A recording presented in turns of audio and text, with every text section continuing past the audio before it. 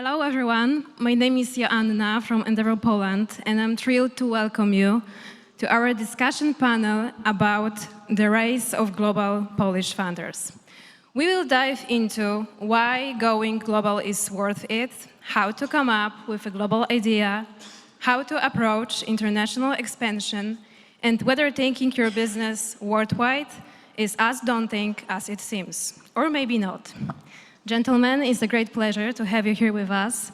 Before we dive in, our audience would love to learn a bit more about you. Can you briefly tell us a few words about yourself? All right. Hi, everyone. Thanks for coming. Thanks, Joanna, for starting the panel. Marcin over here.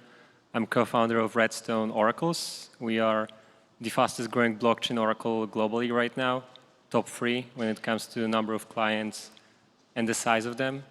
2 weeks ago, we announced a deal with Sygitowicz, who is the tokenization partner for BlackRock and Apollo, a couple of top financial institutions out there. And we have over 150 clients globally currently and expand in the crypto and blockchain industry. Cool. Paweł Hytry here. I'm the CEO and co-founder of Spacelift. What we do is pretty technical. We are providing an orchestration platform for infrastructure deployments. Our focus market is US. We count the likes of Starbucks, New York Stock Exchange, Klarna, Firm, and more among our customers. Thank you for having me. My name is Jarek. I'm a co-founder of Authologic. We are building a global EID hub. Among our customers are eToro, Plus 500, Santander, and others. We raised $8.2 million Series A recently, and we grew revenue 3x last year, and we want to triple the revenue this year as well. Thank you. Bartek, Managing Director, Endeavor Poland. Identifying entrepreneurs who dream big, scale fast, and pay it forward, supporting them so that they inspire, mentor, and invest in the next generation. Thank you. Let's talk about how to make a global business. Paweł, I would like to start with you. From the very beginning, you grow and expand your business globally. How do you know how to make it? Where to start? Where to focus versus what to plan later? Yeah, I think it's a great question. And I had a conversation with Bartek right before getting on stage. And he just said, like, I'm probably going to talk about US and the US and more US, right? I wouldn't really focus on, I think it's like a bit of like other way around, right? It's not about how do I do it, but first, like, I know I need to do it. I need to do something internationally, right, at a very large scale, which usually means going after the US market or, depending on the industry, some other market. But it's kind of like, I got to do it. We need to do it. That's where the opportunity is. And then only afterwards, it's about learning, like, how do I do that? How do I approach the business internationally? When it comes to going after the broader international market, I think the biggest thing to realize is it's not that difficult. You just gotta do it.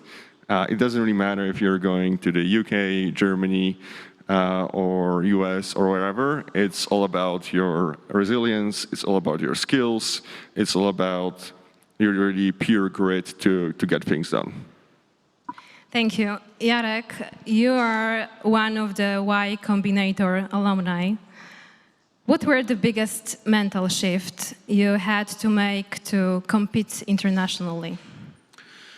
So, thank you very much for this question. The biggest problem that entrepreneurs from mid-sized markets like Poland have is to think about the market in broader perspective, but they are kind of stuck in this local market. The typical thing that Polish company does is they want to get big in Poland and then try to get big somewhere else, like conquer other markets. And I had this mentality when I had office hours with our group partner at YC, and I actually asked him, you know, how do we do this? How do we scale here and then go conquer other markets? and he couldn't understand the question. And the answer after some explaining was, you focus on the problem. Your problem is global. Our problem is, so the way we define the problem we are solving is we want to upgrade the identity layer of the internet to push it from validating identity using pictures of documents or plastic documents to fully digital identity, right? So this is something that everyone has. And then you think about the customers. Who has this problem? Like, for whom this problem is the biggest one? And then go and solve this problem for them. And it doesn't matter if they sit in San Francisco, in London, in Berlin, or in Warsaw. Start thinking about the customers regardless of where they are. And this was one of the biggest mental shifts I ever had, because like this reshapes the question and kind of you stop thinking about the local market, you start thinking about the customers, and everything else becomes secondary. Thank you. Marcin, how did things go in your case? What key decisions did you make early on that allowed you to successfully scale the company, even though most of your team is based in Poland? Well, at RedStone, 65–70% of our team members are engineers, so we are a very technical team, and 90% are located in Poland. At least are Polish, okay? Right now with remote work, they can be spread out, but they're Poles. We have 0 customers in Poland. Our first customer landed in Europe, then Asia, United States. And the reason is we are creating a B2B product that is very technical and very oriented for a specific niche. So the pool of customers is actually pretty limited. In Poland, it's not the case that we don't want to sell to Polish companies. It's just no one needs that kind of a product because we create blockchain oracles, which is, again, a very specialized thing. What I would recommend for anyone who is going for the B2B market is to create relationships very early on in this market. You feel you want to keep expansion. Because it turns out that in many of those spaces, the circles are fairly small. And once you create a couple of connections, those people, if they like you, if they see you as a serious player, they can very easily connect with the other people, right?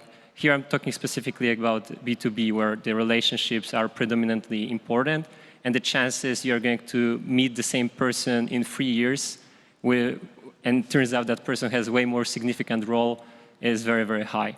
So I would say early on, go to international conferences, get to know people, be nice, and just talk with others, create new relationships, and yeah, that would be the main advice. Right, Bartek. At Endeavor, we are the witnesses of some of the greatest entrepreneurial stories. From your observations, what mindset and key factors should founders consider when aiming to build a truly global company? All right. Do you remember the unicorn founder pathways, right?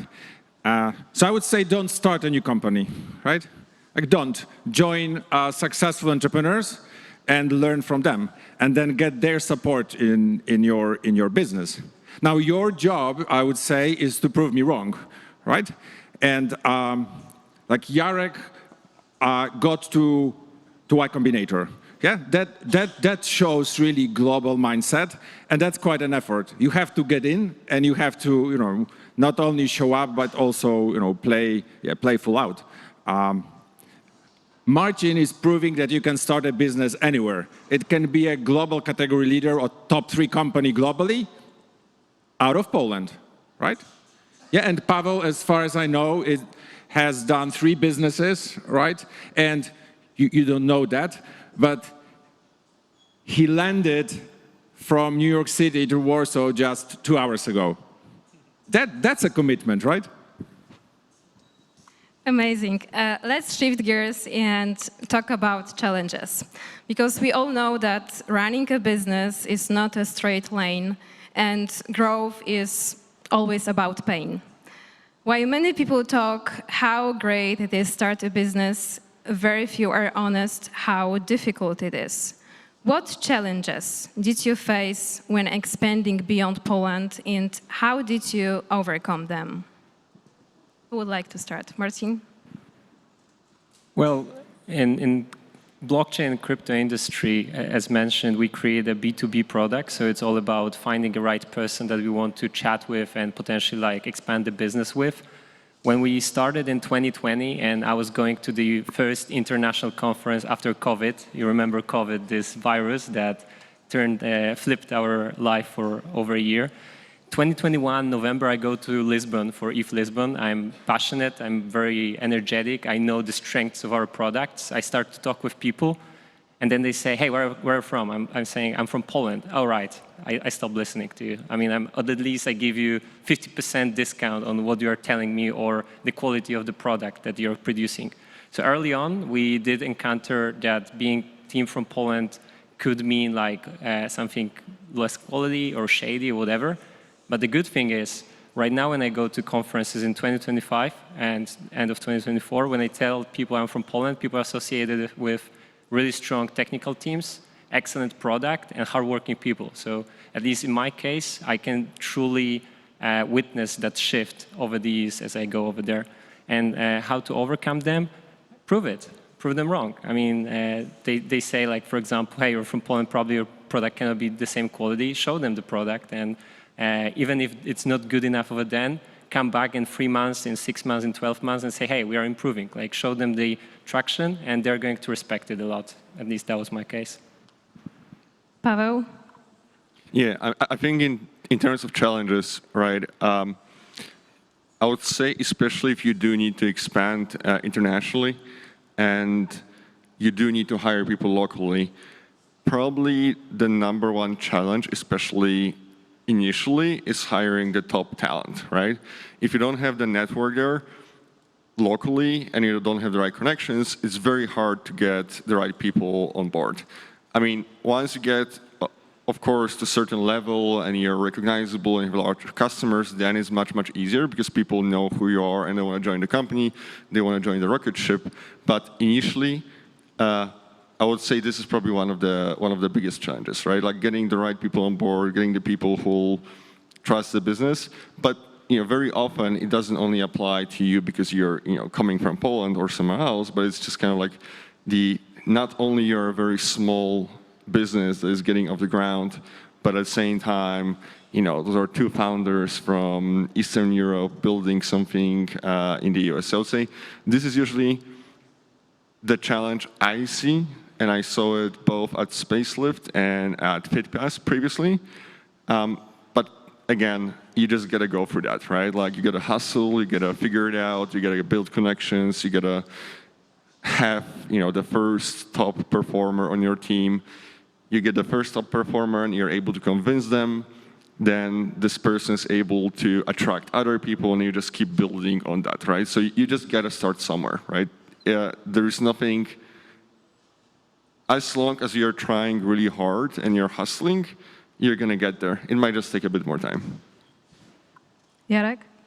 So we just had an offsite last week, and I counted 5 different countries. So people from 5 different countries work for Authologic right now.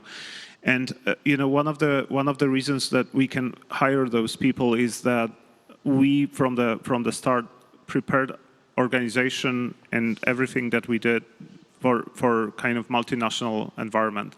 So a couple of kind of examples that you can use and replicate in your companies.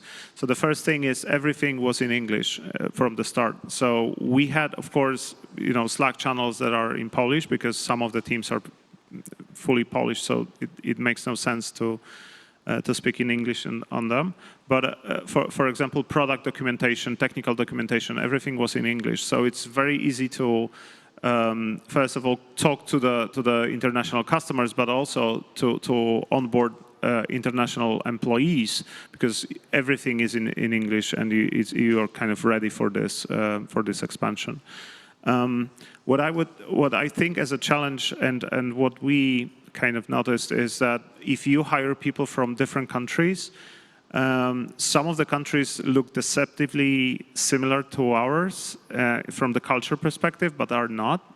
So, for example, one of the examples, we opened the office in London, and we are hiring more and more people there. So British culture is much different than Polish culture.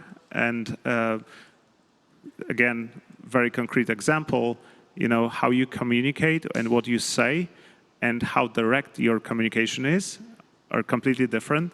So these are the things that you have to bear in mind when you hire people and scale organization from the cultural perspective as well. Thank you. Bartek, based on your experience, what are the most common mistakes founders make when expanding into global markets, or what key challenges they should be aware of? Right. My job is to listen to their founders and hear their challenges. And so especially at the growth stage, what I hear a lot is that growth is pain, right?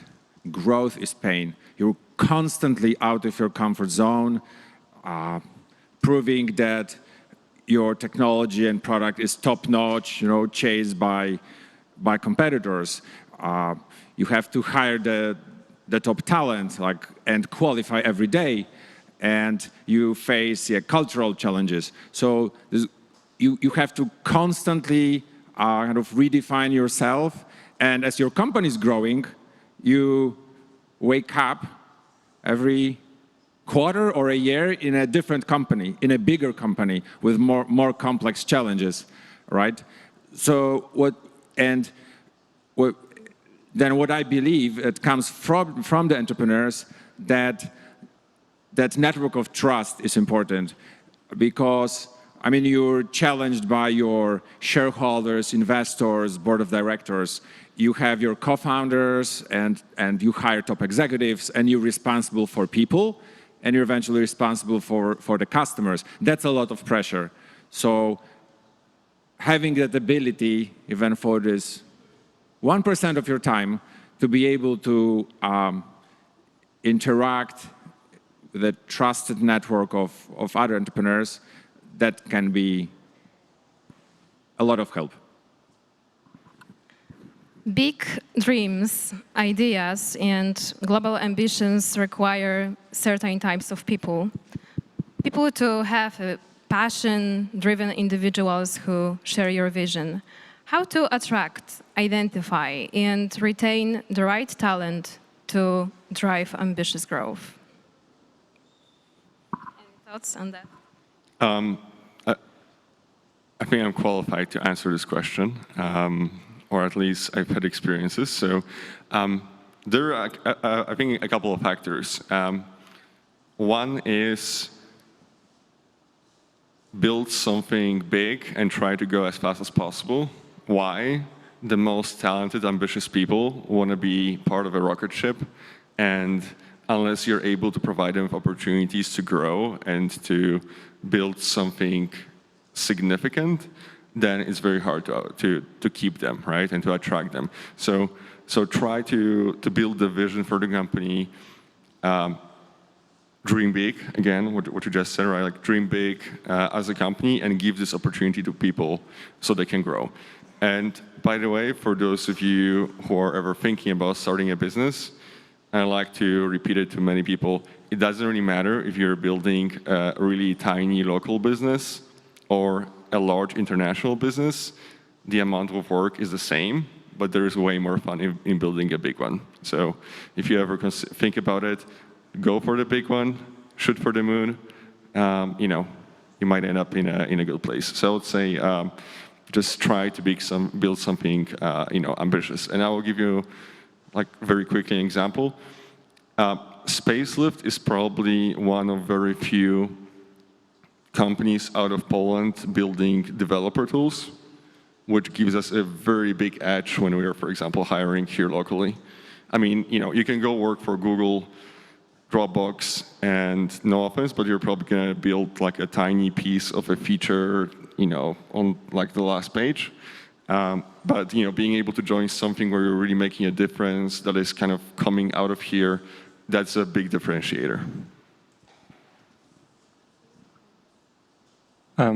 Empower people, so give them true ownership of the tasks that they are, responsible for. So you do not micromanage, but also remember to be the most hardworking person in the room. At least this is my approach, and I hear it many times from our team members. That Marcin, thank you for giving me this 20% more on that task from your end, or this input of yours, even though it was like at midnight or even sometimes 1 a.m. Being a founder, you truly work 24/7. I believe each other founder is going to agree on that. Even if you're not working in front of the computer, you're constantly thinking about all the aspects, about hiring, about growth, about operations, legal, whatever there is. But showing the team members that you're committed, like 100%, and you're doing whatever it takes to grow the company and help them grow as well and make their work the best they can, usually pays off. And whenever I have like one-on-ones with our team members, they mention that, like, Marcin, thank you. I can see like the work you're doing, not only like the big dreams, you can talk to investors, to all the people around, but also the hard work that is delivered day to day. So I think there's two things. So first is to attract the talent. I think I agree with Paweł. You have to have a bold vision. So boldness of vision will attract the best people to you. What is my concern right now is how to keep those people inside the company. So I think the best answer would be to have pure meritocracy, and the best ideas should win within the team. And the best people will be working hard and trying to convince their peers that their ideas are the best if they see that actually the best ideas inside the company win consistently. So this is something that we want to build, and connecting this to the boldness of vision, then you kind of have empowerment of each individual person on the team, because they see the effects of good ideas taking off. Can you actually dream small? I mean, yeah, it's probably called a wish, yeah, which is great. Yeah. So what we're left with is to dream big, right?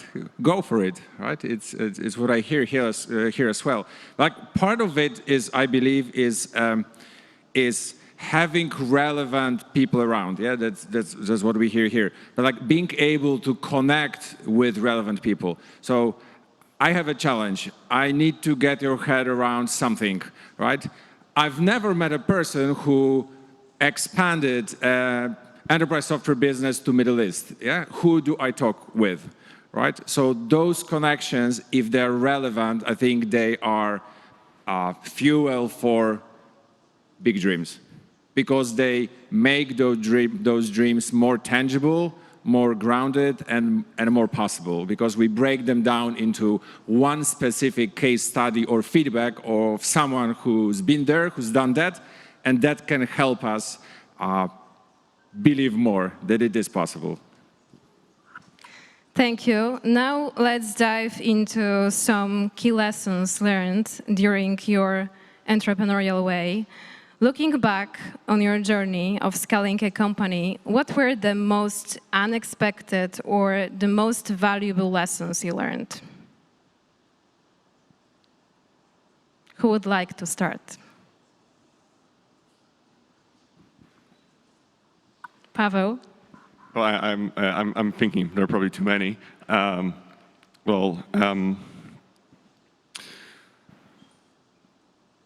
would say the biggest lesson, from my perspective at least, was keep learning and adjusting to circumstances as a CEO and founder. So, things change constantly. I think someone mentioned here that pretty much every quarter, every half a year, you're building the company from scratch. There's also the saying that whenever you think you build your management team, you need to start building your management team again, because things are changing so fast. So just being able to constantly adapt, take the feedback, cooperate with people, listen to what they're saying. I think that's probably the biggest lesson, is like constantly adapting and responding to circumstances and what's happening around you. That'll probably be my biggest lesson across the companies I built. Jarek? The biggest lesson I'm learning right now is how to take a step back and try to detach from the situation and try to observe and maybe re-engage only after assessing kind of from the outside what's going on. So this is, I think, connected a bit to what Paweł said, that we need to constantly change and evolve, and we are constantly changing how the company works, what are the departments, how do we work on a product as we scale, because we add more people, so it changes all the time. So you are always in the fray, like inside of the situation. Being able to stop for a moment and take a step back and assess from the outside is something that I'm still trying to learn, but I think that this was most valuable lesson I've ever received, to do that often. Thank you. Marcin? Well, many lessons, and I believe our journey is actually pretty peculiar. Like we build in crypto, we build B2B startup, we have 0 clients in Poland. So I would say, maybe not all of them are replicable. But one thing that shines in my mind is, as a founder, find a model for keeping learning, because you're never going to have time for learning. Like you will not be able to dedicate like time, hey, now I learn, unless you have like a true, let's say, method or like process for updating your knowledge about the industry, about how to manage, about how to structure the team, about how to choose executives, about how to grow the company from 30 to 60 people and create like management systems, titles, how to deal with some of the team members or engineers that don't like change, and when they see new people joining that they don't know from coffee chats, they are starting to feel anxiety and these kind of aspects. So it's more about the process, like find a way how you learn the most efficiently and stick to that, because otherwise you're not going to keep up with the company and the industry you're building in. Bartek, for all the aspiring entrepreneurs in our audience today. And sorry, and if you're building... Paweł had the last lesson. No, if you're building something focused on engineering, do not introduce random coffee chats. The engineers don't like it. I meant that you don't know a new person that is coming, like from a coffee chat. So it's like random coffee chats to introduce us. I think it was a couple of years ago, I did like, I don't know, it was a panel or something, coffee breaks are serious business. That was the topic. But I think my lesson, like coming from the last years, we're doing best to support entrepreneurs through Endeavor, is actually to be relevant. I think it can be kind of extrapolated, be relevant to your customers, be relevant to your team members, like be relevant to entrepreneurs we support. And that many times mean like leave them alone, give them space to grow their business, because they are the entrepreneurs, they have all the tools they need, right?